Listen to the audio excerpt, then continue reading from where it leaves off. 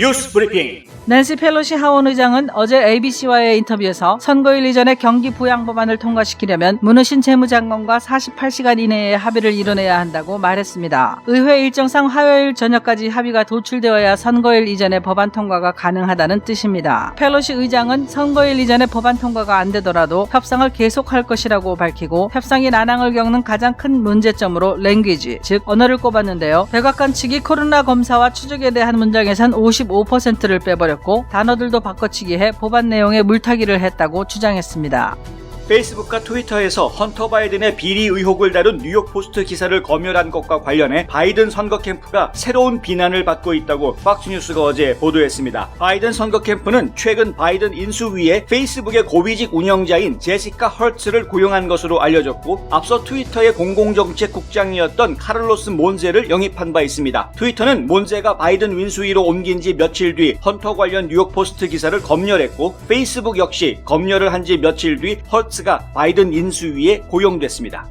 조지아주 연방상원 특별선거 후보자 TV 토론회가 오늘 오후 3시에 방영됩니다. 총 20명의 후보가 출전한 이 선거전은 자니 아이잭슨 상원 의원의 자녀 임기 2년 동안 일할 의원을 선출하는 것인데요. 오늘 토론회 방송에는 16명의 후보들이 나섭니다. 관건은 공화당계 후보들인 래플러와 콜린스 간의 날선 공방전입니다. 래플러는 캠프 주지사와 여러 의원들의 지지를 얻었고, 콜린스는 네이튼 딜 전 주지사와 랄스턴 주 하원 의장의 지지를 얻고 있습니다. 흥미로운 점은 트럼프 대통령이 공화당 내 깊어지고 있는 갈등을 오히려 부추기고 있다는 것입니다. 애틀란타 지역 유력 일간지 AJC는 트럼프가 공화당원들의 투표율을 높이기 위해 두 후보 간 싸움을 부추기고 있다고 보도했습니다.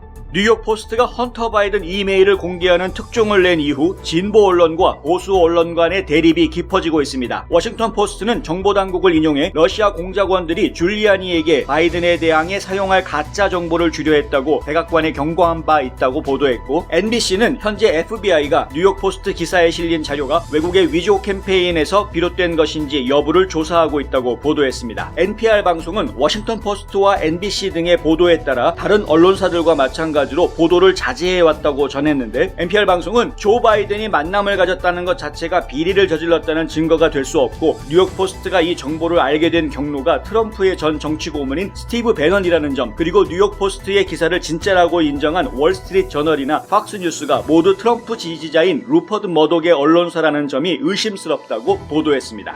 코로나19 사태 이후 미국에서 아시아계 이민자를 겨냥한 증오 범죄가 확산하는 가운데 피해자의 15%가 한국계인 것으로 나타났습니다. 아태정책기획위원회가 지난 9일 온라인 기자회견을 통해 공개한 자료에 따르면 지난 3월 19일 증오범죄 핫라인을 개설하고 아시아계에 대한 폭행과 괴롭힘, 모욕, 협박 등 증오범죄 사례를 신고받은 결과 가장 많은 피해자는 중국계로 40.8%를 차지했고, 그 다음이 한국계인 것으로 나타났습니다. 증오범죄 유형으로는 언어폭력이 70.9%로 가장 많았고, 거부가 21.4%, 물리적인 폭력도 8.8%나 차지한 것으로 나타났습니다. 이날 기자회견에서는 FBI 요원 출신인 마이클 저먼 연구원이 FBI에는 증오범죄나 백인 우월주의 범죄만 집계하는 공식 통계가 없다고 밝히고, 경찰 내의 증오범죄에 대한 인식이 부족하고 FBI는 신고된 증오범죄의 일부만 기소한다고 밝혀 눈길을 끌었습니다.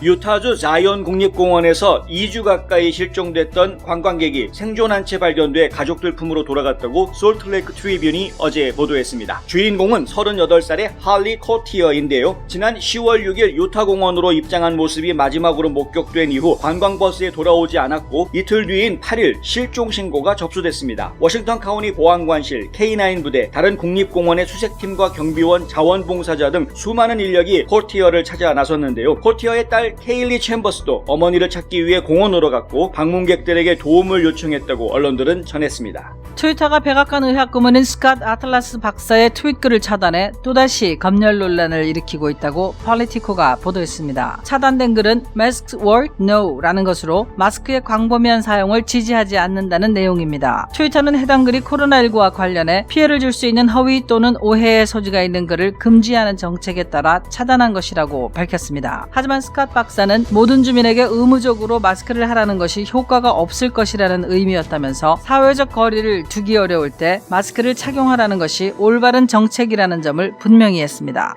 미주 한인회장협회는 17일 온라인 화상회의로 임시총회를 개최했습니다. 한국을 방문 중인 남문기 회장은 이날 회의에서 선천적 복수국적 헌법 불합치 판결을 거론하고 한인회장들이 능동적으로 홍보하고 국회 입법을 위해 참여해달라고 당부했습니다. 이날 협회는 전종준, 김상률, 천하람 변호사를 초대해 복수국적자 국적이탈 제한 헌법 불합치 판결과 관련한 세미나를 진행했습니다. 천하람 변호사는 2022년 9월 30일까지 수정된 법안이 통과돼야 한다며 오히려 엄격한 법률을 적용할 가능성이 있기 때문에 선의의 피해가 가지 않도록 방심하지 말고 해외 동포들이 바른 입법을 위해 노력해야 한다고 말했습니다.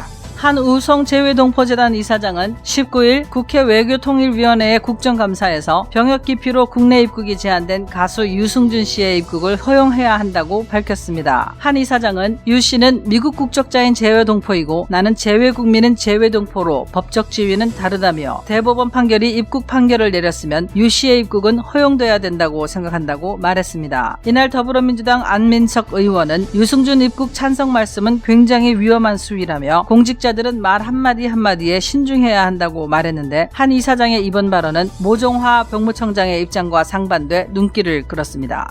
미주 한인문화재단이 주최하고 애틀란타 심포니아가 공연한 베토벤 탄생 250주년 기념 음악회가 어제 오후 유튜브를 통해 생중계됐습니다. 애틀란타 한인사회 최초로 마련된 비대면 클래식 음악회였는데요. 박평강의 지휘로 베토벤의 교향곡 9곡에서 한 악장씩이 연주됐습니다. 주최 측은 총 671명이 라이브 스트리밍을 관람한 것으로 집계됐다고 밝혔습니다. 박평강 지휘자는 팬데믹 상황에서도 사회적 거리두기를 유지하면서 계속 연주 활동을 하고 싶다면서 그러기 위해서는 많은 분들의 도움과 관심이 필요하다고 말했습니다.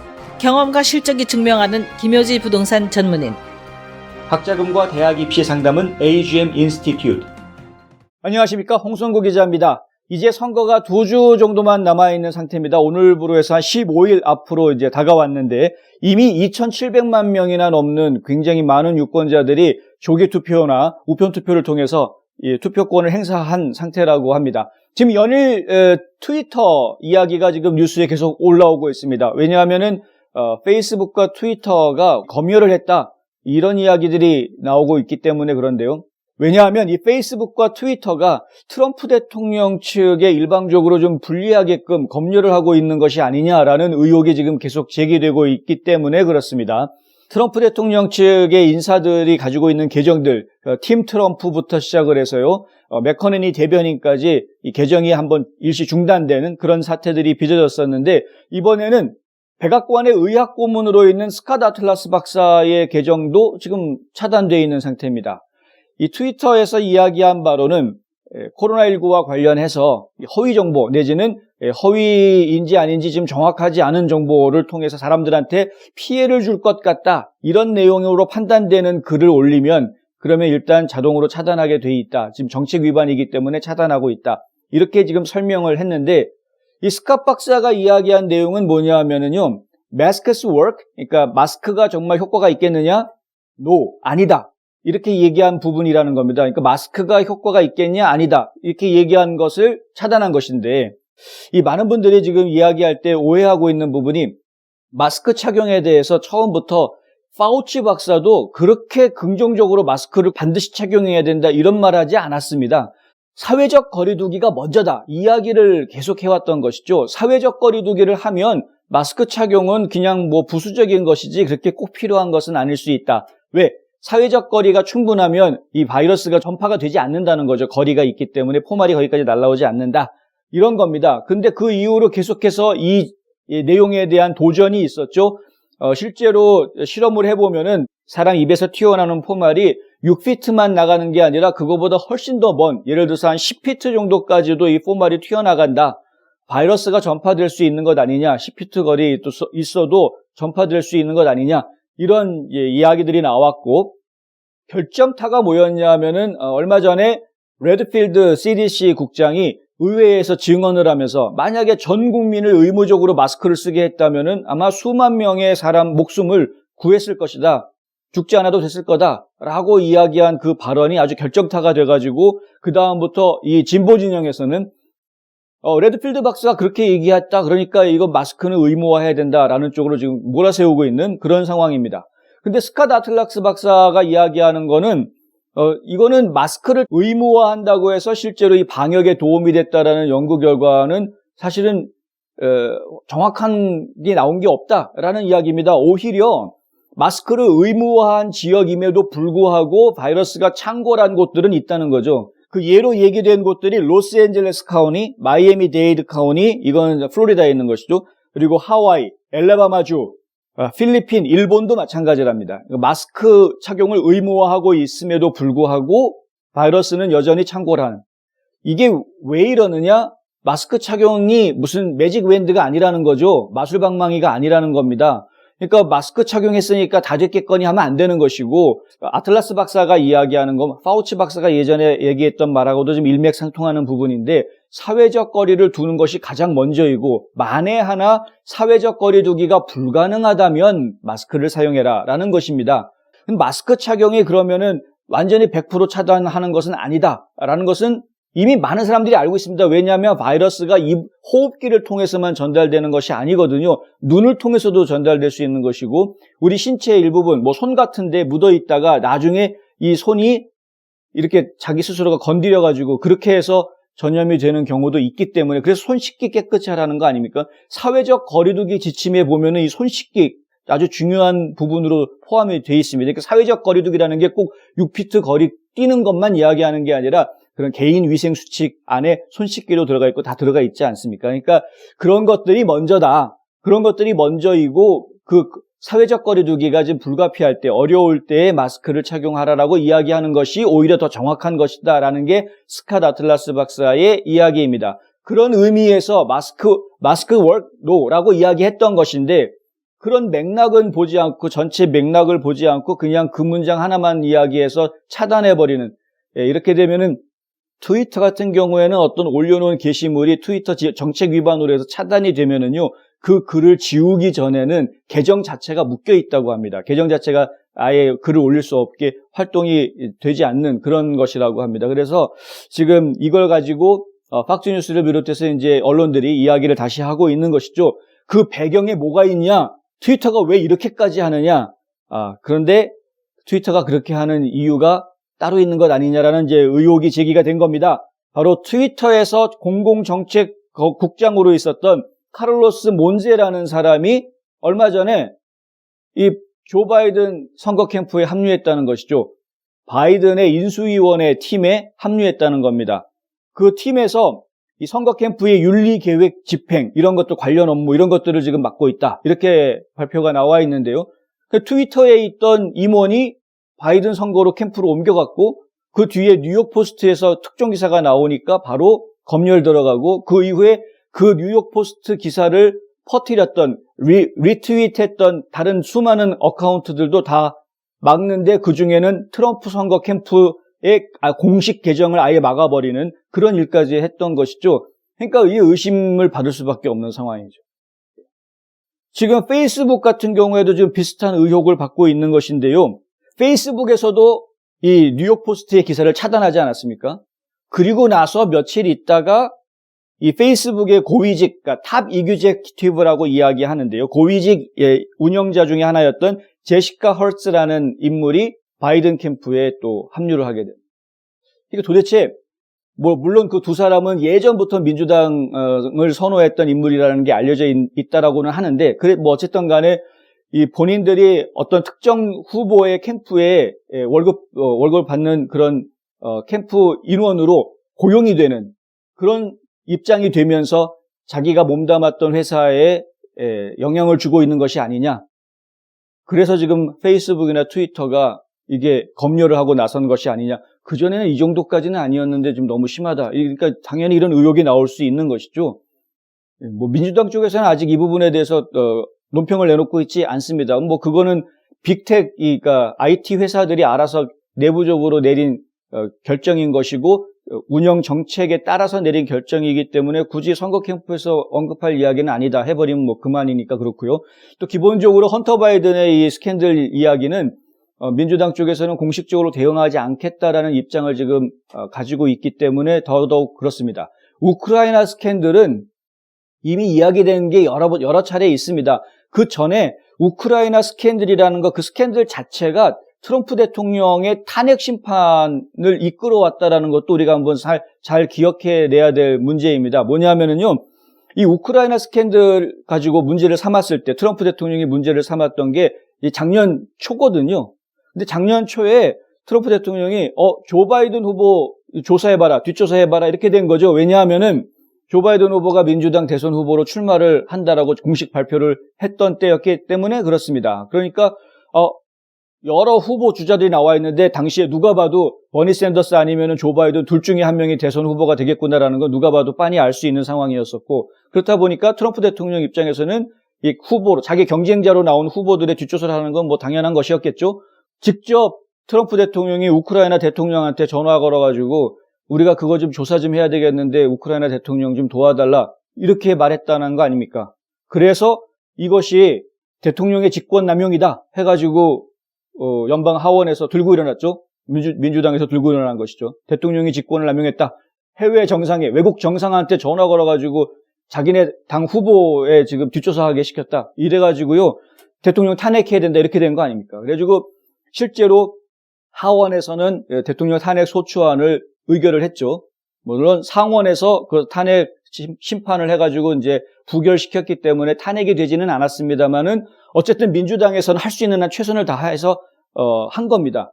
본인들의 대통령 후보감을 보호하기 위해서 지금 현직 대통령을 탄핵하자라는 그런 결의안을 통과시킬 정도로 민주당에서는 최선을 다해서 했던 거죠. 그런 사안입니다. 그게 잠시 잊혀지는가 싶었는데 이 트럼프 대통령의 탄핵안 때문에 우크라이나 스캔들은 잊혀지는가 싶었는데 그게 지금 다시 터진 거죠. 그 부분에 대해서 지금 민주당이나 혹은 진보 진영에 있는 언론사들은 굉장히 반발하고 있습니다. 지금 이제 제가 한 가지 염려하는 것은 진보 진영에서 나온 기사 중에 특히 NPR이 이런 보도를 했는데요. NPR이 어제 보도한 내용에 보면 기사 마지막에 이런 이야기를 합니다. 그 어떤 소리나 분노도 나머지 언론이 그 주장을 사실로 받아들일 필요는 없다. 추가 보고와 검증이 없이는 안 된다. 이렇게 기사를 냈습니다. 이게 무슨 얘기냐면은 지금 NPR은 진보 진영 입장에서 기사를 내보낸 것인데 보수 진영에 있는 언론사들이 그렇게 추가 보고와 검증이 없는 그런 추정에 근간한 기사를 쓰는 것은 안 된다라고 이야기하는 것이고요. 그리고 나머지 언론사들이 그 주장을 사실로 받아들일 필요가 없다. 그러니까 뉴욕 포스트에서 보도한 내용을 사실로 받아들일 필요가 없다라는 이야기입니다. 거의 뭐 다른 언론사들 다 입막고 있어라라고 그렇게까지 들리는 정도의 아주 강경한 발언을 기사로 내보냈는데 이게 이렇게까지 기사로 강하게 상대방 언론을 입막음할 정도까지 기사를 쓸 정도의 사안인지 저는 좀 잘 모르겠습니다. 그러니까 보통 일반적으로 언론들이 기사를 쓸 때에는 어느 누구가 특종을 내면은 그 특종에 대해서 그것이 거짓이다라고 반박하기보다는 일단은 그런 의혹이 제기됐다라는 선에서 기사를 내주고 만약에 그것을 반박할 만한 증거가 있으면 그때 반박을 하는 것이 그게 일반적인 언론 보도 행태인데 근데 지금 진보 진영에 있는 언론사들이 하는 보도 행태를 보면은 그렇지가 않습니다. 그러니까 이거는 지금 FBI에서 조사 중인데 아직 결과가 나오지 않았고 검증되지 않았으니까 이런 보도는 하면은 안 돼라는 식으로 오히려 지금 그 보도를 덮으려는 보도를 하는 그런 모습들을 보이고 있어서 솔직히 지금 그 기자 생활을 하는 제 입장에서는 이거 뭐지? 라는 생각이 드는 그런 기사들이 나오고 있는 것은 사실입니다. 하여간 지금 상황이 많이 이게 좀 더 격해져 가고 있는 것 같은데 이럴 때일수록 유권자들이 좀 정신 바짝 차리고 상황을 지켜봐야 할 것 같습니다. 한 곳에서 시작되는 안정된 미래, 선우앤선우 종합보험. 30년 손맛 케이터링의 명가 참사랑. 예, 이거 뭐 오늘도 또 이게 이 이야기가 나오는 게 저는 좀 갑갑하긴 합니다만은 낸시 펠로시 하원 의장이 어제 ABC 방송에 출연해서 그런 이야기를 했습니다. 앞으로 48시간 이내에 협상이 이루어지지 않으면 이제 경기부양법안은 선거일 전에는 통과되지 못한다. 이거는 펠로시 하원 의장의 어떤 의지를 내보인 것이 아니고요. 48시간 안에, 그러니까 내일 저녁까지 합의를 하지 못하면은 의정 일정상 일단 하원에서 법을 통과를 시켜야 되고 또 상원에서 또 법을 통과시켜야 되고 서로가 또 교환을 해야 되고 하는 그런 그 의사 진행하는 시간이 필요하기 때문에 최소 2주는 시간이 필요하거든요. 그러니까 이 2주 전에, 선거가 있기 2주 전에 합의가 이루어지지 않으면 이 일정상 경기부양법안은 아예 물 건너가는 얘기가 될 수 있다. 선거가 지난 다음에, 선거가 끝난 다음에서야 경기부양법안이 통과될 수 있게 된다. 이런 이야기를 한 겁니다. 이 이야기를 한 가장 큰 목적은 트럼프 행정부 정신 차려라, 48시간 안에 우리가 요구하는 조건 들어줘라라고 이제 압박을 하는 그런 내용이고요. 트럼프 행정부하고 이 민주당의 펠로시 하원의장하고 도대체 왜 이렇게 이 합의가 이루어지지 않느냐? 그 ABC 방송에서 다그쳐서 물었습니다. 근데 이 하원의장이 대답한 내용은 이겁니다. language, 언어. 사실은 이제 그 내용을 정확하게 말씀을 드리면은요, 언어라는 게 결국에는 이제 어휘, 이 말 때문에 그런 단어들 때문에 그렇다라는 이야기를 이제 합니다. 좀 더 구체적으로 얘기해 드리면은 CNN 방송에서도 좀 더 구체적으로 설명을 해 주었는데요. 협상을 하기 위해서 서로 주고받은 법안 내용이 있는데 그 법안 내용들 중에서 민주당이 지금 만들어 놓은 법안 내용 중에 이 검사, 코로나 바이러스에 대한 검사하고 그다음에 확진자 추적에 대한 부분에 본인들이 그 법안에 만들어 놓은 문구가 있는데 그 문구의 절반 이상을 백악관 측에서 지웠다는 겁니다. 이거 빼버렸다는 겁니다. 그러니까 백악관이 제시한 법안에는 이 민주당 쪽에서 제안한 내용의 문장과 문장이 서로 맞지 않는다는 것이죠. 돈은 뭐 어떻다 치더라도 그건 둘째 문제고 일단은 그 돈을 집행하는 방법이라든가 목적이라든가 이런 것이 맞지 않았다라는 이야기입니다. 그런데 좀 구체적으로 나온 예들이 있는데요. 예를 들면은 이런 단어들이 바뀌어 있었다. 어떤 단어들이 바뀌어 있었느냐? should, 그러니까 뭐뭐 해야만 한다. must죠. should라고 표현한 부분이 있었는데 그거를 may, 할 수도 있다. 뭐 이렇게 바꿨다는 겁니다. 그리고 또 뭐 requirement, 그러니까 반드시 해야 된다는 요구사항인 것이죠. 그걸 충족시켜야 된다는 요구사항이죠. requirement로 표현했던 건데 그거를 recommendation, 그러니까 해도 되고 안 해도 되는 권고사항으로 표현했다라고 합니다. 그러니까 이렇게 말을 이렇게 바꿔놨다는 거죠. strategic plan, 전략적인 계획이라고 표현한 것을 그냥 strategy, 전략 이렇게 표현을 했다는 겁니다. 이러면 계획을 세우라는 것인데 그냥 전략이라는 거는 생각만 가지고 아이디어라는 이야기잖아요. 그러니까 이런 부분들이 서로가 맞지 않았으니까 이런 단어들 사용하는 거, 그 다음에 필요한 문장들 이런 것들이 없으니 이것이 이 돈이 과연 처음에 목표한 그대로 잘 쓰여지겠느냐, 목적한 바대로 돈이 쓰여질 수 있겠느냐 하는 그런 문제들이 생길 수 있었던 것이죠. 그래서 지금 협상이 안 된다라고 이야기하는 겁니다. 그리고 펠로시 하원의장은 원래 좀 꼼꼼한 성격으로 유명한 분이어서요. 이런 부분에 대해서는 좀 민감해하는 성격이긴 합니다. 어쨌든 이런 상황이다 보니까 우리 지금까지는 액수 가지고 싸우는 줄 알았는데 이쪽에서는 2조 이상 달라고 그러고 또 저쪽에서는 1조도 안 된다. 뭐 이런 식으로 해가지고 서로 싸우고 백악관에서는 그러면은 중재안으로 1조 8천억 달러를 쓰겠다라고 중재안을 내놨다. 뭐 이렇게 알고 있었는데 지금 액수가 문제가 아니라 그 말, language, 언어가 문제가 됐다. 이제 이야기가 어제 방송을 통해서 이제 본격적으로 이야기가 나온 것이고요. 사실 펠로시 하원의장이 이 랭귀지를 문제 삼았던 것은 이번이 처음이 아니라 여러 번 이야기를 했던 부분이고 저희 뉴스앤포스트에서도 이 이야기를 여러 번 전해드린 적이 있습니다. 그런데 이제 이번에는 좀 더 구체적으로 그 랭귀지가 도대체 어떤 문제가 있길래 그렇습니까? 해서 그 구체적인 내용들이 이야기가 나와서 제가 좀 전해드린 겁니다. 만약에 이 돈의 액수가 문제가 아니라 이 랭귀지 때문에 문제가 생긴 거라면 정말 시간이 더 오래 걸릴 문제입니다. 그래서 이 부분은 저희가 말씀드린 대로 최악의 시나리오로 갈 수밖에 없겠구나라는 생각이 지금 드는 그런 부분이어서 참 전해드리면서도 제가 안타까운데요. 랭귀지라는 부분 굉장히 중요한 부분이기 때문에 무시할 수는 없고 그리고 이것이 마치 돈 문제인 것처럼 부풀려졌던 그리고 잘못 보도가 전해졌던 부분들에 대해서도 이 언론들이 있으면 책임을 져야 될 부분이 아닌가라는 생각도 들고요.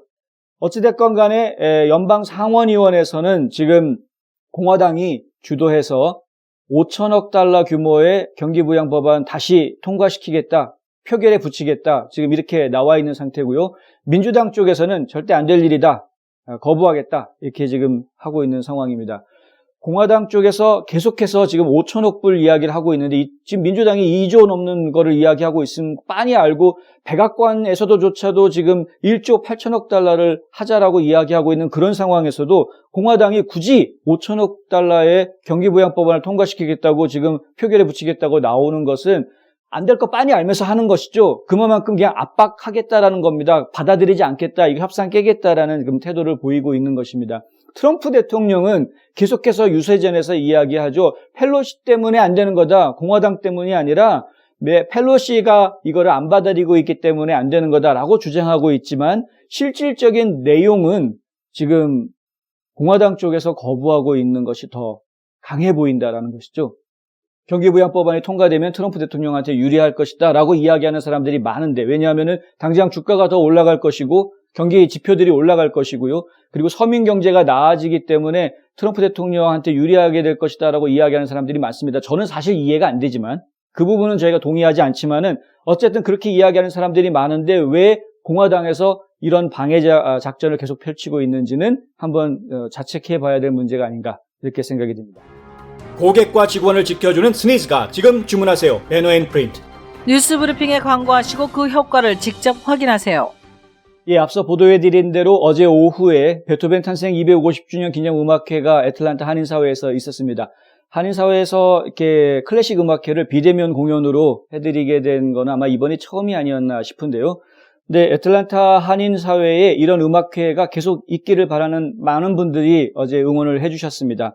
일단 방송을 보신 분이 한 671명 정도 됐고요. 동시 접속자 수는 항상 한 8, 90명대를 유지를 했었는데, 이 생방송이 처음 시작됐을 때 음악 소리가 제대로 나오지 않아서 많은 분들이 실망해하는 그런 모습들을 보이기도 했습니다.